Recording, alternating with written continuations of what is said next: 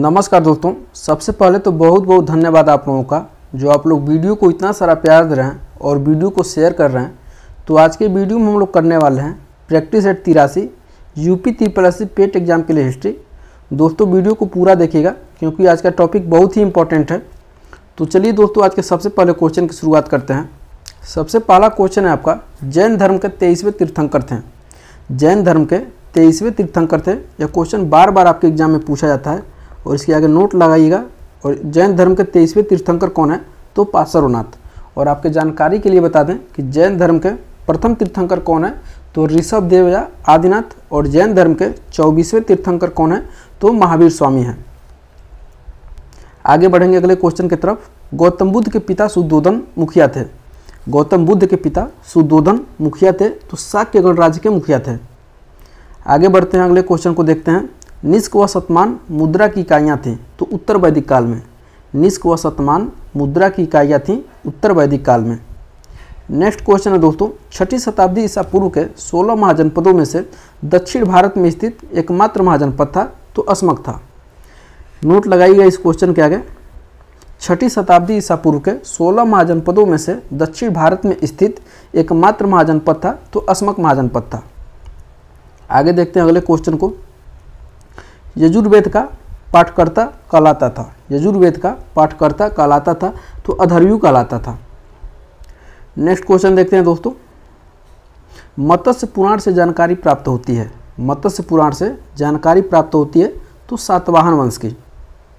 Next question है आपका, अथर्ववेद में कुरुओं का राजा बताया गया है। अथर्ववेद में कुरुओं का राजा बताया गया है तो परीक्षित को। अगला क्वेश्चन है, काले लाल मृद्धभांड संबंधित है। काले लाल मृद्धभांड संबंधित हैं तो सिंधु सरस्वती सभ्यता से। सिंधु सरस्वती सभ्यता से। नेक्स्ट क्वेश्चन देखिएगा, हड़प्पा व मोहनजोदड़ो को एक विस्तृत साम्राज्य की जुड़वा राजधानी कहा है। वेरी मोस्ट इंपॉर्टेंट क्वेश्चन है।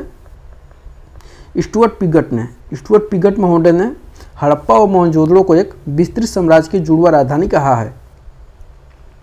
अगला क्वेश्चन देखिएगा, सम्राट अशोक द्वारा आत्मनियंत्रण की शिक्षा दी गई है।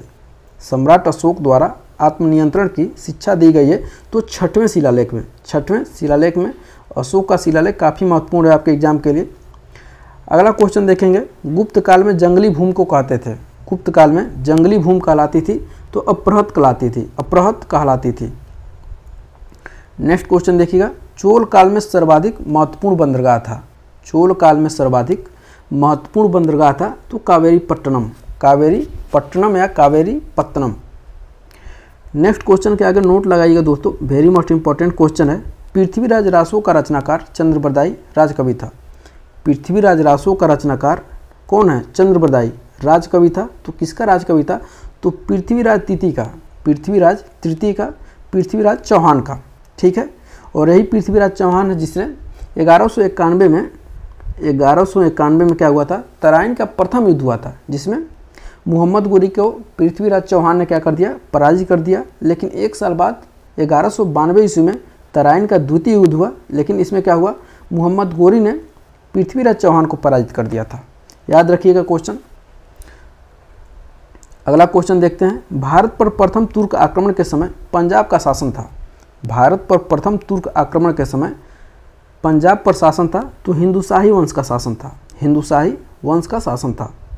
आगे देखेंगे अगले क्वेश्चन को। 1175 ईस्वी में शहाबुद्दीन मोहम्मद गोरी का प्रथम भारतीय आक्रमण हुआ था। 1175 ईस्वी में शहाबुद्दीन मोहम्मद गोरी का प्रथम भारतीय आक्रमण हुआ था तो मुल्तान पर आक्रमण हुआ था। अभी ऊपर आपका जिक्र किया है मोहम्मद गोरी के विषय में। नेक्स्ट क्वेश्चन देखिएगा, यहाँ से क्वेश्चन पूछा जाता है कि निम्नलिखित में से किसने भारत पर 17 बार आक्रमण किया? तो ऑप्शन में मिलता है आपको मोहम्मद गोरी। अक्सर बच्चे मोहम्मद गोरी को ही लगाकर चले आते हैं, लेकिन इसका राइट आंसर है दोस्तों महमूद गजनवी। महमूद गजनवी। इतिहासकार सर हेनरी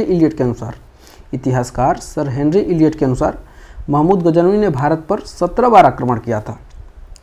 आगे बढ़ेंगे, अगले क्वेश्चन को देखेंगे।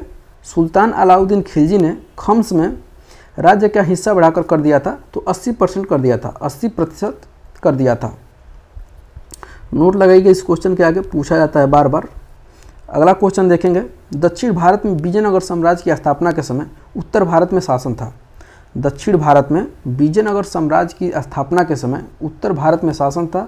वेरी मोस्ट इंपॉर्टेंट क्वेश्चन है। मोहम्मद बिन तुगलक का इस समय शासन था।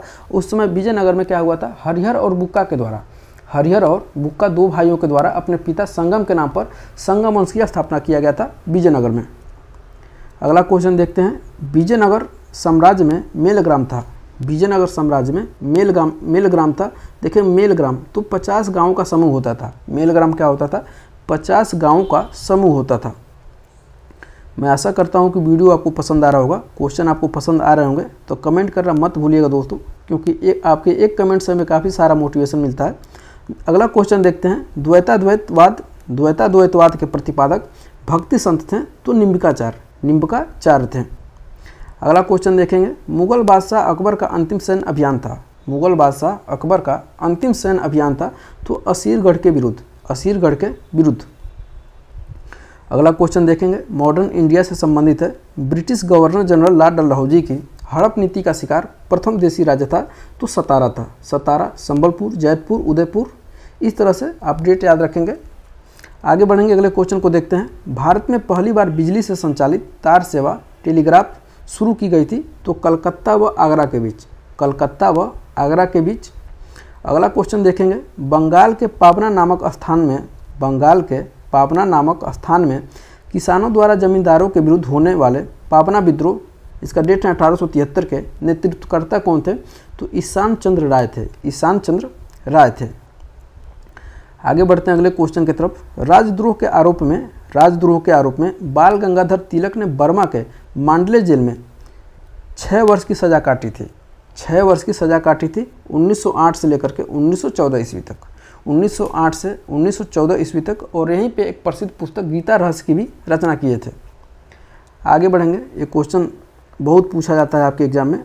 भारत छोड़ो आंदोलन के समय 1942 में जो हुआ था, भारत छोड़ो आंदोलन के दौरान गुप्त रेडियो का संचालन करने वाली महिला क्रांतिकारी थी तो उषा मेहता थी।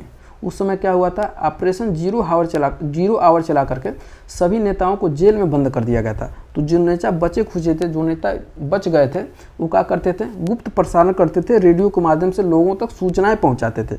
वहीं से क्वेश्चन आपसे पूछा जा रहा है। याद रखिएगा दोस्तों, उषा मेहता से संबंधित क्वेश्चन बार बार पूछा जाता है। गुप्त रेडियो का संचालन कौन करती थी तो उषा मेहता करती थी। मैं आशा करता हूँ कि आज का क्वेश्चन आपको पसंद आया होगा, तो लाइक और कमेंट जरूर करिएगा। कमेंट करके हमें ज़रूर बताइएगा कि क्वेश्चन आपको कैसा लगा है, और इस वीडियो को अपने दोस्तों के साथ ज़्यादा से ज़्यादा शेयर करिएगा। एक छोटी सी रिक्वेस्ट है, आप अभी तक हमारे चैनल को सब्सक्राइब नहीं किए हैं तो सब्सक्राइब कर लीजिएगा, ताकि इसी तरह से मज़ेदार क्वेश्चन हम आपके बीच लाते रहेंगे। और मिलते हैं अगले वीडियो में, तब तक के लिए बहुत बहुत धन्यवाद।